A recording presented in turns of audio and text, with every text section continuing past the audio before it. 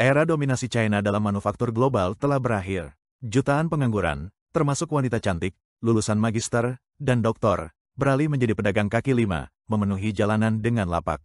Sebuah ungkapan populer tengah beredar di China. Kita semua berusaha keras untuk bertahan hidup dengan berjualan di kaki lima. Ekonomi pedagang kaki lima di China kini meledak, bukan hanya di beberapa tempat, tetapi di seluruh negeri. Meskipun tarif impor Amerika Serikat terhadap barang-barang China mencapai sekitar 50%, tarif ini tetap memberatkan perusahaan-perusahaan China yang bergantung pada model manufaktur berbiaya rendah. Banyak perusahaan tersebut kesulitan memberikan diskon yang cukup besar untuk menutupi beban tarif, sehingga menyebabkan banyak pabrik kecil tutup. Selain itu, krisis pengangguran di China semakin memburuk, dengan banyak pakar memperkirakan tingkat pengangguran melebihi 50%. Akibatnya, berbagai sektor mulai beralih ke usaha berbiaya rendah seperti berjualan di kaki lima. Banyak wanita muda dan menarik yang kehilangan pekerjaan kini beralih membuka lapak demi bertahan hidup. Pergeseran ini sejalan dengan kebiasaan konsumen pria yang suka belanja di pinggir jalan. Beberapa pengamat daring mencatat bahwa pelanggan wanita-wanita ini hampir semuanya pria. Namun, tidak selalu berjalan mulus. Seorang wanita di provinsi Hebei mengalami perlakuan tidak adil, dan kisahnya cepat menyebar di internet. Suatu hari, ia datang untuk membuka lapak, namun mendapati 4 tong sampah diletakkan di tempatnya. Ia mendatangi petugas setempat untuk menanyakan apa yang terjadi, namun petugas itu mengklaim bahwa area tersebut memang selalu diperuntukkan bagi tempat sampah. Wanita itu menunjukkan bukti bahwa ia telah membayar biaya sebesar 300 yuan, sekitar $42 Amerika Serikat, untuk menyewa tempat itu, tetapi petugas menyangkal menerima uang tersebut.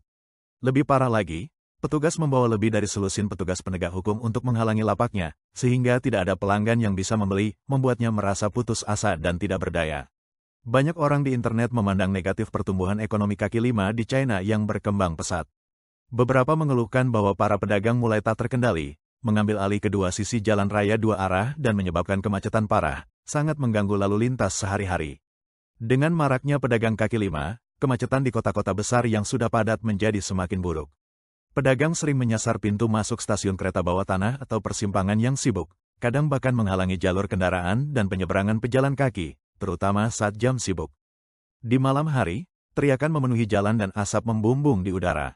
Setelah para pedagang pergi, tanah dipenuhi sampah. Semakin banyak lapak bermunculan, penduduk menjadi semakin kesal, bahkan ada yang menyebut pedagang ini sebagai tritip kota, sekali menempel, sulit dilepaskan. Kekhawatiran juga muncul bahwa pedagang kaki lima mematikan usaha restoran kecil. Ketika restoran ini tutup, pemiliknya kembali ke jalan untuk berjualan makanan, menciptakan siklus yang sulit diputus. Seorang pembuat konten menunjukkan bahwa satu kawasan kuliner seluruhnya tutup tahun lalu, dengan 8 restoran bangkrut karena tidak mampu bersaing dengan pedagang kaki lima. Lantas, mengapa pedagang kaki lima bisa mengalahkan restoran kecil yang memiliki toko tetap, lingkungan yang lebih nyaman, dan tempat makan yang lebih higienis? Ada 4 keunggulan utama yang dimiliki pedagang kaki lima dan sulit ditandingi restoran kecil. Jago memilih lokasi. Pedagang kaki lima paham pentingnya lokasi strategis. Jika melihat pedagang lain ramai, mereka akan ikut membuka di dekatnya. Di masa sulit, siapa cepat dia dapat. Saat orang-orang sampai di restoran, seringkali mereka sudah menghabiskan uang untuk membeli camilan dari pedagang kaki lima. Pandai bercerita, mereka piawai membangun kedekatan emosional dengan pelanggan. Mereka mengatakan, saya tidak untung banyak, atau hidup rakyat kecil memang sulit. Ada juga yang menambahkan cerita pribadi seperti, anak saya ingin les berenang, jadi saya menabung untuk itu.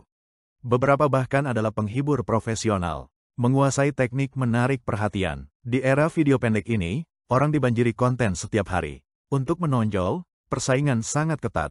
Pedagang yang menguasai teknik menarik perhatian, dengan cerita menarik, humor, atau penampilan mencolok, memiliki keunggulan. Diduga dibiarkan oleh pemerintah. Ada yang percaya bahwa pemerintah China menutup mata terhadap maraknya pedagang kaki lima karena khawatir pengangguran yang tinggi dapat memicu kerusuhan. Dengan membiarkan mereka berjualan, pihak berwenang mungkin mencoba meredam ketegangan publik. Namun, konflik antar pedagang maupun dengan polisi tetap umum terjadi. Taat aturan tidak menjamin perlakuan adil. Ada pedagang yang akhirnya mendapatkan tempat bagus, tapi diambil alih oleh orang yang lebih nekat. Sikap terhadap pedagang kaki lima berbeda-beda di tiap kota di China. Di beberapa kota, aparat penegak hukum bertindak semena-mena. Pada akhirnya, maraknya penjual kaki lima ini merupakan gejala dari penurunan ekonomi dan pasar kerja yang suram. Industri-industri berprofit tinggi telah bergeser ke sektor jasa tingkat rendah, dan masyarakat berjuang sekadar untuk bertahan hidup. Mereka tidak lagi percaya bahwa pemerintah bisa menyediakan jaminan pekerjaan. Ini adalah pertanda jelas bahwa era dominasi China dalam manufaktur global sedang runtuh.